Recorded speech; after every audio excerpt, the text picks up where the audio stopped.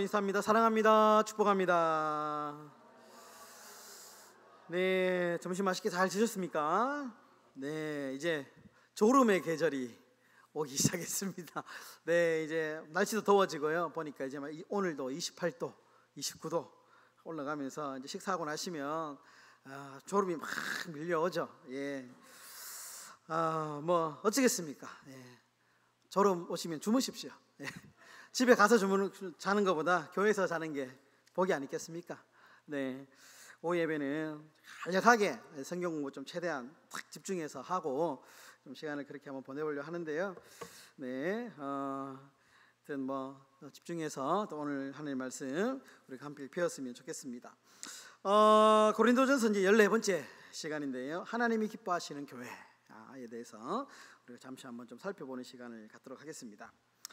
네, 여러분, 고린도 교회가 참 문제 많은 교회이기는 문제 많은 교회인데, 중요한 것은 문제 많은 교회에도 하나님이 은혜를 입은 공동체죠. 세상의 교회는 함부로 세우신 교회는 없습니다. 하나님의 뜻이 계시고 하나님의 은혜가 있기 때문에 교회 공동체가 만들어지게 된 것이죠. 그러니까 문제가 있든 문제가 없든 교회 공동체는 하나님, 주님이 피값으로 사신 교회다, 우리가 이렇게 표현하는 것처럼 고린도 교회도 문제는 참 많이 있었지만 중요한 것은 아름다운 은혜를 입은 공동체였다라는 것입니다. 그러다가 이제 시간이 지나면서 다툼이 일어나고 분열이 생겨나게 된 것이죠. 오늘날 한국 교회도 보면 참 안타까운 일들이 많이 있습니다. 최근에 여러분 뉴스 보니까 교회 일은 아닌데 어떤 목사님이, 젊은 부목사님이신지 이제 담임 목사님 모르겠는데요, 미용실에 가서 그 기사를 보셨는지 모르겠는데 이발을 하러 가셨는지 옆에 이제 대기에 앉아 있다가 그 애견샵 주인이 키우는 강아지를 학대한 사건이 크게 보도된 적이 있습니다. 그 CCTV에 찍혔거든요. 강아지가 그 손님이 가고 난 뒤에 막 불안 증세를 보이니까 주인이 CCTV를 돌려보니까요, 그 주인이 이렇게 막 다듬다가 목을 막 이렇게 조르고 막 이렇게 학대를 한 거예요. 그 정황이 발견된 거죠. 알고 보니까 그 사람이 목사랍니다. 근데 창원 사람이랍니다. 아유 참, 제가 네, 젊은 분 같은데 얼굴이 이렇게 가려져가지고, 그러니까 참 뭐 저는 사정 모르지만 어쨌든 세상 사람들로부터 참 이렇게 안 좋은 시선이 자꾸 가는 것 같아서, 오해를 자꾸 사는 것 같아서 참 안타깝다라는 생각을 많이 하게 됩니다. 하나님이 기뻐하시는 모습은 아니겠죠. 그런 모습들이. 오늘 이제 이 좀 그 교회 분쟁에 대해서 실질적으로 이제 고린도 교회에 있었던 상황들이 일어나고 있는데요. 보시면 누군가가 이제 교회 안에서 교회의 분쟁을 세상 법정에 이제 고발을 한 것 같습니다. 그러니까 오늘날 상황하고는 좀 많이 이제 당시 고린도 교회 상황하고는 좀 많이 다릅니다. 많이 다르지만 어쨌든 이제 누군가가 교회의 분쟁을 세상 법정에 이제 고발을 이제 하게 되자 바울이 그 사실을 좀 알았던 것 같습니다. 근데 바울은 아주 단호하게 교회 내에서 일어난 분쟁을 스스로 해결하지 않고 세상 법정에 호소한 것을 책망합니다. 만약에 교회 내에서 분쟁이 일어났다면 교회가 판단하고 해결할 것을 바울이 권면하고 있다라는 것이죠. 왜 그러냐 하면 세상 법정에 호소하기 전에 먼저 하나님의 말씀 앞에 호소해라. 세상의 법보다 더 뛰어난 하나님의 말씀을 우리가 가지고 있기 때문에 이 하나님의 말씀에 비추어서 교회에서 먼저 이 문제를 판단해라. 이렇게 이제 이야기를 하고 있는 것입니다. 그러니까 세상 사람들에게는 하나님의 말씀이 없기 때문에 세상 법에 호소하지만 그리스도의 사람들에게는 진리의 말씀이 있기 때문에 최대한 가급적 교회의 문제는 교회 안에서 해결해라. 오늘날 현대사회하고는 참 많이 다르죠. 오늘날 너무 쉽게 그러니까 세상 법정에 이렇게 교회 문제가 올라가기도 하고, 그런데 문제가 있습니다. 왜냐하면 세상 사람들은 하나님의 말씀을 알지 못하잖아요. 그러니까 바울이 왜 교회 내 분쟁은 어쨌든 교회 안에서 해결하라 하는 이유가 뭐냐면, 이 교회가 믿지 않는 사람들에게 업신여김을 당할 수 있기 때문에 하나님의 영광이 땅에 떨어지고 교회의 이 권위가 사람들에게 짓밟히게 되는 그런 참 안타까운 일이 일어날 수 있기 때문에 바울이 세상의 법정에 가지 마라 지금 이야기를 하는 겁니다. 그러니까 오늘 말씀해 보시면요, 이런 말씀이 있죠. 6장 2절에 보시면, 성도가 세상을 판단할 것을 너희가 알지 못하느냐. 무슨 말이냐면, 성도는, 교회는 세상을 판단하는 판단자라는 겁니다. 그러니까 훨씬 더 높은 위치에 있는 사람, 교회가. 그런데 이 교회가 분쟁이나 여러 가지 문제 때문에 판단을 받아야 될 세상으로부터 판단을 다시 받는다면 이게 뭔가 잘못됐다라는 것이죠. 조금 더 쉽게 얘기하면, 세상의 빛과 소금의 역할을 감당해야 될 교회가 이런 세상의 이 문제 앞에, 이런 문제로 세상 앞에 드러나게 된다면 과연 교회가 그 교회의 어떤 그 빛과 소금의 역할을 감당할 수 있겠느냐라는 겁니다. 그래서 교회 내의 문제는 교회 안에서 해결하자고 하는 마음과 자세를 가져야 된다. 이렇게 얘기합니다.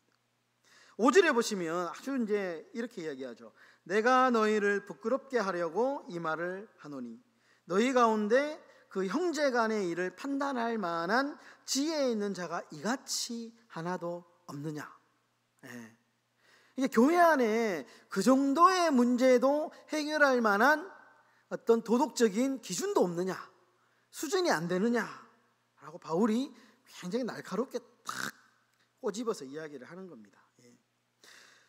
그러면서 이렇게 얘기하죠. 만약 교회가 세상 법적에 이런 교회의 문제를 호소하는 일이 발생하면 이것은 이미 영적으로 패배한 것이다. 교회로서의 어떤 자격을 스스로 포기하는 것이다 라고까지 아주 강하게 이야기를 하고 있습니다. 심지어 세상 법정에 호소하는 것은 그리스도인의 삶과 의무를 포기하는 것이다. 심지어 제자에 실패한 것이다. 아주 그렇게 강하게 이야기를 하고 있다라는 것입니다. 그래서 우리에게는 그리스도의 제자로서의 삶과 의무가 있음을 기억해야 된다. 이렇게 이야기를 하는 것이죠. 물론 이제 이 당시하고 오늘 현대 사회하고는 조금 많이 다릅니다. 이 당시에는 어떤 일들이 비일비재했냐 하면, 이제 돈을 주면 언제든지 재판이 이렇게 호떡 뒤집히듯이 막 뒤집을 수 있는 시대였다고 합니다. 그러니까 이제 돈 많은 사람들이 재판하기 전에 재판관한테 이렇게 뇌물을 먹이는 거죠. 이게 너무 흔한 사회였기 때문에, 그러니까 바울이 지금 얘기하는 것은 그런 부패한 법적 세상의 법 앞에 교회가 어떻게, 거룩한 교회가 어떻게 이런 판단을 받을 수 있겠느냐. 교회보다 더 도덕의 밑바닥에 있는 재판을 어떻게 받을 수 있겠느냐. 시대적인 상황이 좀 있는 거죠. 그러니까 아무리 그렇다고 해도 우리가 기본적으로 전제해야 될 것은 뭐냐, 교회의 문제는 교회 안에서 우리가 반드시 기도하면서 세상의 법대로가 아닌 하나님의 법대로, 말씀의 법대로 성숙한 방법으로 해결해 나가야 된다. 끝까지 우리가 지켜야 될 원칙 중에 하나다라는 것이죠. 아무래도 이해는 갑니다. 다른 교회들 이제 세상 막 보면 세상 법정에 이제 그런 이제 보통 재판들이 가면 이제 사정이 있겠죠. 그런데 세상 모르는 사람들이 그것을 봤을 때, 신앙이 없는 사람들 그 모습을 봤을 때는 덕은 안 되는 것은 분명합니다. 덕은 안 된다. 내용은 잘 모르지만. 바울의 이 당시의 어떤 권면이나 오늘날의 권면이 어떻게 보면 최대한 교회의 문제는 교회 안에서 기도하면서 성숙한 방법으로 해결해 가야 되는 것은 분명하다. 된다라는 것이죠. 여러분 오늘 그 11절에 보시면요, 아주 이제 중요한 얘기를 하는데요. 7절에 보시면 오늘 6장 7절에 보시면 이렇게 이야기를 합니다. 너희가 피차 고발함으로 너희 가운데 이미 뚜렷한 허물이 있나니 차라리 불의를 당하는 것이 낫지 아니하며 차라리 썩는 것이 낫지 아니하냐. 예. 그러니까 어떤 말씀이신지 알겠죠. 바울이 세상 법정에게 이제 고소한 사람에게 네가 차라리 좀 불의를 당하는 것이 낫지 않냐, 차라리 좀 손해를 보는 것이 낫지 않느냐, 이렇게 지금 이야기를 하는 겁니다. 왜냐하면 형제에게 고통을 가하고 아픔을 주기보다 차라리 소송을 하지 않고 그리스도의 법을 쫓는 것이 낫다. 예, 교회는 영적인 가족이기 때문에, 한 가족이기 때문에 그렇다라는 것입니다. 그러니까 비록 세상적으로는 손해를 보고 세상적으로는 좀 불이익을 당하겠지만 그것이 우리가 예수의 가르침을 쫓는 삶이고 그것이 성경이 말하는 가르침이기 때문에 자발적인 손해를 택해라. 어떻게 보면 너무 도덕적인 기준이 높죠. 그래도 아무리 그래도 그렇지라는 것이 있는데 어떻게 내가 그것도 한계가 있지. 내가 참는데도 한계가 있고 손해보는 것도 한계가 있고 불의를 당하는 것도 한계가 있는데 언제까지 어디까지 우리가 이렇게 해야 되느냐 라고 하는 스스로에 대한 질문이 생길지언정, 그러나 우리가 원리는, 성경의 원리는 그럼에도 불구하고 형제에게 고통을 가하기보다는 차라리 내가 그것을 오히려 참고 인내하고 좁은 길을 걸어가는 것이 오히려 하나님이 기뻐하시는 것이고 그것이 결국에는 하나님이 우리 하늘의 상급으로 갚아주시는 길이다 라는 것만은 그것은 변하지 않는다라는 것이죠. 그래서 오늘의 주제는 간단합니다. 하나님이 기뻐하시는 교회가 뭐냐? 그것은 하나님의 법대로 행하는 교회가 하나님의 기뻐하시는 교회다. 세상에 호소하지 말고 하나님께 호소하면서 그리스도의 제자답게 그렇게 하나님 나라의 기업을 받을 자처럼 살아가는 것이, 그런 교회가 하나님이 기뻐하시는 교회다라는 것이 오늘 말씀의 궁극적인 핵심이다라는 것입니다. 우리는 뭐 그렇지 않지만 앞으로 그런 일이 일어나서도 안 되지만 어쨌든 어떤 일이 있더라도 법정에 가는 일은 없어야 됩니다. 우리가 어찌되었든 간에 세상 법정에 우리가 정말 이런 불의한 일 앞에 우리가 노출되는 일이 없도록 우리 교회가 늘 평소에 기도하면서 기도 준비해야 될 것입니다. 퀴즈 몇 가지 한번 살펴보도록 하겠습니다. 1번 우리 다 같이 한번 읽어보겠습니다. 시작. 바울은 왜 교회의 문제를 세상 법정에 호소하는 것을 분노하고 있나? 2절에 보시면 단어가 하나 눈에 탁 띄는데요. 판단이라는 단어 2번 나오죠. 판단. 왜 바울이 교회의 문제를 세상 법정에 호소하는 것을 분노하고 있냐, 반대하느냐? 세상을 판단해야 될 교회가 세상으로부터 판단을 받을 수 있는 근거를 그러니까 교회가 부끄러움을 당하게 되는 그런 일 때문에, 판단을 받게 되는 그런 참 어처구니 없는 일이 당할 수 있기 때문에 분노하고 있는 것이죠.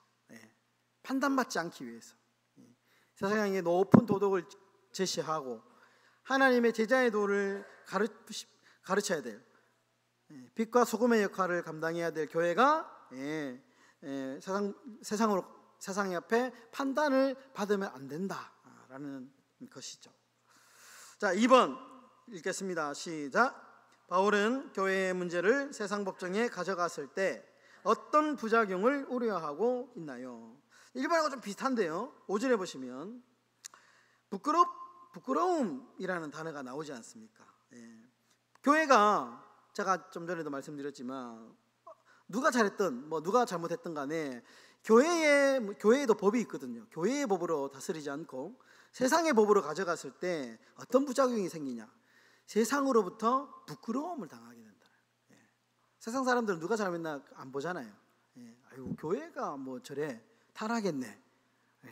이렇게 부끄러움을 당할 수 있는 부작용을 말하고 있는 것이죠.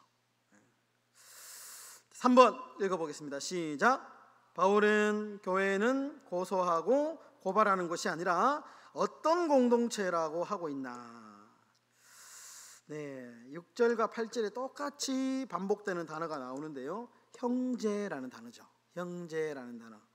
이 형제라는 단어를 통해서 우리가 유추해 볼 수 있습니다. 교회는 어떤 공동체였느냐? 가족이다. 가족이다. 가족 같은 영적인 가족의 공동체다. 이것을 우리가 잊지 말아야 된다라는 것이죠. 4번 읽겠습니다. 시작. 바울은 문제가 발생했을 때에 어떻게 하는 것이 차라리 낫다고 하고 있습니까? 차라리 불의를 당하는 것이 낫다. 내가 손해보는 것이 낫다. 이렇게 얘기합니다. 어렵죠. 5번 읽겠습니다. 바울은 교회의 화평을 깨는 자를 불의를 행하는 자라고 강하게 말합니다. 이런 불의한 자는 심지어 어떻게 된다고까지 말하고 있습니까? 하나님의 나라를 유업으로 받지 못한다 할 정도로 굉장히 세게 발언하고 있습니다. 그렇죠? 굉장히 세게. 6번 읽겠습니다. 심지어 바울은 교회의 화평을 깨는 자들을 어떤 자들과 비교하고 있습니까? 9절 10절에 보시면요, 엄청난 사람들이 많이 등장하죠. 불의한 자는 이런 자다라고 이야기하면서 음행하는 자, 우상 숭배하는 자, 간음하는 자, 탐색하는 자, 남색하는 자, 도적, 탐욕을 부리는 자, 술 취한 자, 모욕하는 자, 속여 빼앗는 자들과 동일하게 이야기를 하고 있습니다. 그러니까 교회의 화평을 깨는 자는 이런 사람하고 똑같다. 바울이 아주 강하게 지금 질책하고 있는 것이죠. 절대로 교회의 화평을 깨서는 안 됩니다. 우리. 자, 마지막 7번입니다. 다 같이 읽어보겠습니다.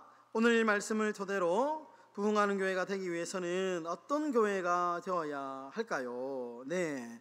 우리 교회가 이런 말씀을 보면서 어떤 교회로 우리가 만들어 가야 될 것이냐,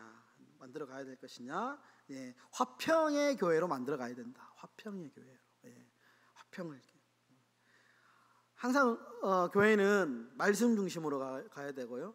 교회는 은혜 중심으로 가야 됩니다. 은혜. 어쨌든 법은 최소한 마지막에 법이고요. 어쨌든 교회는 은혜 중심으로 가야 됩니다. 은혜가 한같이 흐르면 우리 교회가 좋은 소문이 나고요. 저 교회 가면 사랑이 넘치는구나. 그런 교회가 되고 소문이 나는 것이죠. 여러분들 오늘 이 말씀을 통해서 우리에게 주시는 교훈이 분명하죠. 하나님이 기뻐하시는 교회는 화평한 교회다. 여러분, 이 화평한 교회를 위해서 계속해서 기도하시는 저와 여러분들의 삶이 되시기를 축원합니다. 기도하겠습니다. 거룩하신 아버지 하나님, 바울은 화평을 깨는 자들을 향하여 불의한 자다 아주 강력하게 질책하고 있습니다.